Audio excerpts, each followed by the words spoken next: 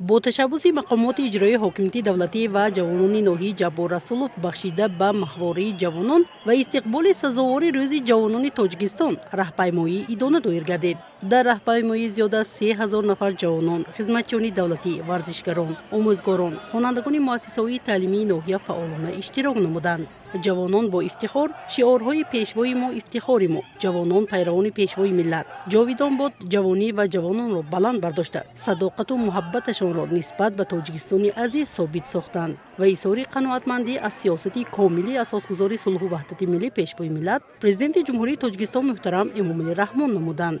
پس از راهپیمایی در ورزشگاه جوانی برنامه رنگین فرهنگی فراغتی شامی جوانی برگزار گردید. در قسمت رسمی چهاربینی رئیس ناحیه برآمد نموده ابراز داشت که سیاست دولتی جوانان و دستگیری و غمخواری نسبت به این نیروی با اعتماد مملکت در محور فعالیت سیاسی حکومت کشور قرار داشته با یک سمت استواری دولتداری تبدیل یافته است که همه این از دستور هدایت‌های پرزیدنت جمهوری تاجیکستان محترم امامعلی رحمان سرچشمه می‌گیرد.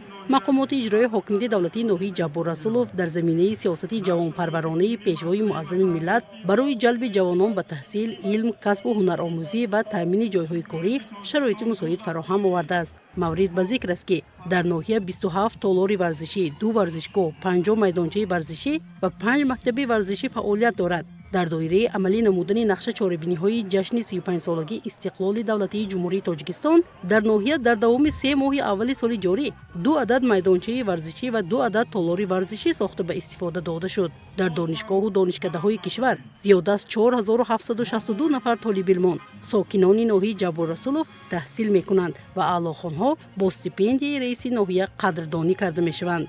از اشتراک در چهاربینی ادانه و برنامه فرهنگی بخشیده به روز جوانان تاجیکستان میتوان مشاهده کرد که جوانان ناحیه جبار رسولوف سازندگان فردای وطن و پیروان ارزنده پیشوای ملتند و با عملهای نیک و جوانمردانه خود در رشد سازندگی وطن سهم ارزنده میگذارند.